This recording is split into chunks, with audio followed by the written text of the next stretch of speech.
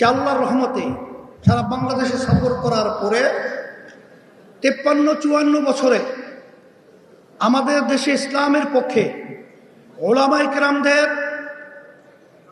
আজকে তাদের পক্ষে যে মাঠ তৈরি হয়েছে, এ মাঠ কিন্তু আগে 53 বছরে আমরা দেখি নাই।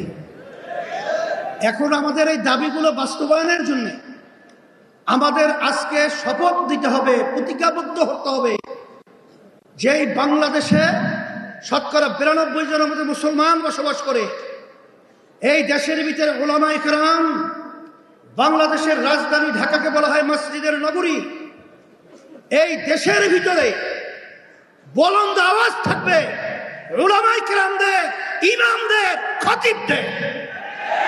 এই দেশের মধ্যে আর নাস্তিকতা এবং যারা নাকি বিশেষ করে ফ্যাসিস্ট, খুনি, চাঁদাবাজ, এদের দৌরাত্ম্য বাংলা জমিনে শেষ।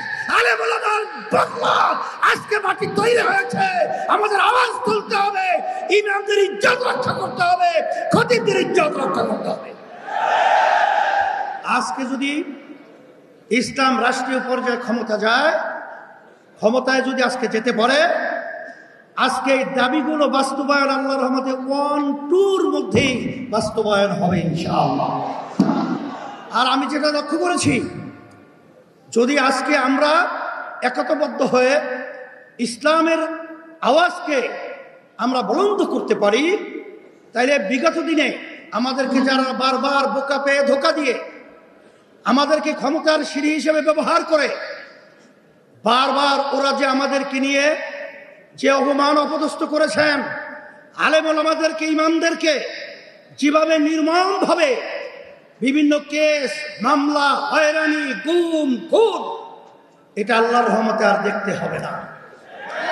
সেই হিসাবে আজকে আমি বিশেষ করে যারা নাকি জাতীয় নেতৃবৃন্দ রয়েছেন, সম্মানিত ওলামায়ে কেরাম রয়েছেন, ইমাম, খতিব, সম্মানিত যারা রয়েছেন, আমি সকল গুদার আহ্বান জানাচ্ছি, আসেন আজকে বাংলাদেশের ভিতরে যে মাঠ পরিবেশ তৈরি হয়েছে, ইসলামের পক্ষের মাঠ আল্লাহর রহমতে তৈরি হয়েছে, সেটাকে আমরা বাস্তবায়নের জন্য আমি সকলকে উদাত্ত আহ্বান জানিয়ে, আর এত সুন্দর একটা জাতীয় মানের প্রোগ্রাম আপনারা করায় আপনাদের সকলকে আমি ধন্যবাদ জানাচ্ছি।